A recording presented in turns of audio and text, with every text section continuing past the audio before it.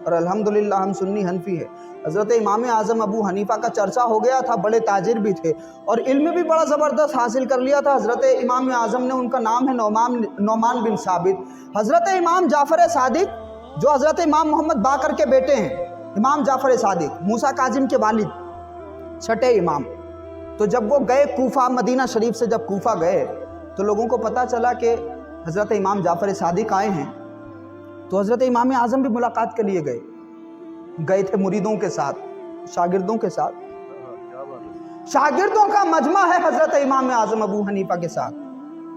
جب گئے نا وہاں حضرت امام جعفر صادق جہاں تشریف فرما تھے، تو امام اعظم ابو حنیفہ بڑے ہی ادب اور احترام کے ساتھ ایک کونے میں زانو سمیٹ کر کے بیٹھ گئے، نعرہ لگاتے ہوئے نہیں گئے۔ شاگرد تھے ان کے ساتھ میں، علم حاصل کرنے والے طلبہ تھے ان کے ساتھ میں، لیکن وہ یہ جان رہے تھے کہ علی کے لال کی بارگاہ میں جا رہے ہیں، وہ یہ جان رہے تھے کہ فاطمہ کے شہزادے کی بارگاہ میں جا رہے ہیں، وہ یہ جان رہے تھے کہ علم کا جو دروازہ ہمارے لیے کھلا ہے، جس کے صدقے میں کھلا ہے، ان کی اولاد کی بارگاہ میں جا رہے ہیں۔ تو چیلنج نہیں کرنا ہے، ادب اور احترام سے جانا ہے، کیونکہ ادب پہلا قرینہ ہے محبت کے قرینوں میں۔ وہ یہ جانتے تھے کہ اللہ نے ان کے نام کے وسیلے سے ہمارے دل میں جو روشنی عطا فرمائی ہے، اگر بے ادبی ہوئی تو وہ چراغ بجھ بھی سکتا ہے۔ امام اعظم ابو حنیفہ نے سلیقہ سکھایا، علی کی اولادوں کی بارگاہ میں جاؤ تو کس طرح حاضری دینی چاہیے، تو صرف نماز نہ پڑھو حضرت امام اعظم ابو حنیفہ کے طریقے پہ، بلکہ جب اہل بیت کی بارگاہ میں حاضری دو تو سلیقہ سیکھو۔ امام اعظم نے کیسے حاضری دی؟ خاموشی سے بیٹھ گئے اور نام کا اعلان بھی نہیں کروایا انہوں نے، امام اعظم ابو حنیفہ آئے ہیں، خاموشی سے بیٹھ گئے۔ مجمع بہت تھا اور جب دیکھا کہ امام اعظم کے ساتھ میں بہت سارے لوگ آئے ہیں، امام جعفر صادق نے پوچھا کہ بھئی یہ کون ہے؟ تو لوگوں نے بتایا کہ حضور یہ نعمان بن ثابت ہیں اور آج کل بڑا چرچا ان کا چل رہا ہے، بڑے عالم ہیں۔ حضرت امام اعظم ابو حنیفہ جب گئے اس انداز میں بیٹھے کہ انہوں نے خود کو ظاہر نہیں کیا کہ وہ کون ہیں، یعنی علم اگر ادب نہ سکھائے تو وہ شیطان بنا دیتا ہے، اور جب علم بے ادب ہو جاتا ہے تو وہ شیطان بنتا ہے، اور اس کی نظیریں بھی ہم دیکھ ہی رہے ہیں۔ لیکن جس علم میں ادب شامل ہو جاتا ہے، اللہ رب العزت اس علم والے کو امام اعظم ابو حنیفہ بنا دیتا ہے۔ کتنے لوگ دفن ہو گئے مدرسے بنا کر کے، کتنے قاضیوں اور مفتیوں کو دفن کر دیا۔ جو قاضی مفتی یہ سمجھتے تھے کہ ہمارے فتووں سے دنیا چل رہی ہے، ہم جو بات کہہ دیتے ہیں وہ مانی جاتی ہے، ان سے قبرستان بھرے پڑے ہیں، ان کا نام و نشان مٹ گیا۔ لیکن امام اعظم ابو حنیفہ کی تقلید پتہ ہے لوگ کیوں کرتے ہیں؟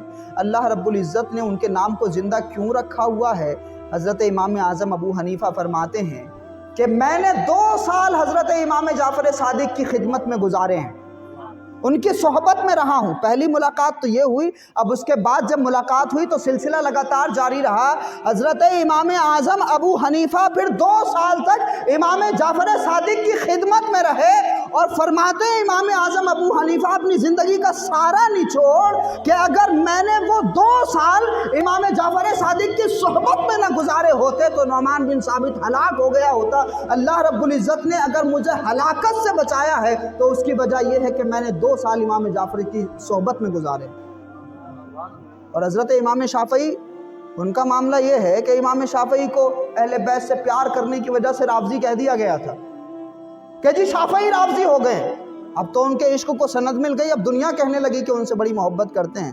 حضرت امام شافعی رحمۃ اللہ علیہ کو جب لوگوں نے کہا کہ بھئی یہ رافضی ہو گئے، حضرت امام شافعی کہتے ہیں کہ ہاں ان کان رفضاً حب علی محمد فلیشہد الثقلان انی رافض، کہ اگر حضور کی آل سے پیار کرنا رافضیت ہے تو زمین و آسمان گواہ ہو جائیں شافعی رافضی ہو گیا ہے۔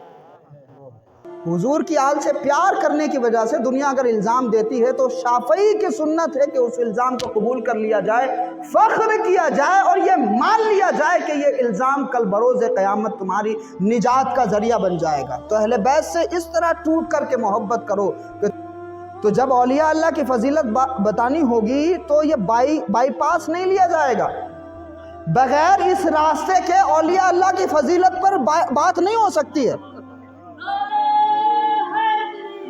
تو 11ویں شریف تو لوگوں کو یاد ہے، حضرت غوث پاک کا نام تو یاد ہے، لیکن یہ نہیں پتا ہے کہ وہ غوث پاک بھی حضرت امام حسن مجتبیٰ کی اولاد ہیں۔ تو بعد کی باتیں تو بہت ہوتی ہیں. تو شیخ عبد القادر جیلانی ہوں یا حضرت عطاء رسول نائب النبی فی الہند خواجہ غریب نواز، اور دنیا کے ہر ولی انہی اولادوں سے آتے ہیں. اگر کوئی سید نہیں بھی ہیں تو انہی بارگاہوں سے انہوں نے فیض لیا. تو اللہ رب العزت نے ان کو مقام عطا فرمایا.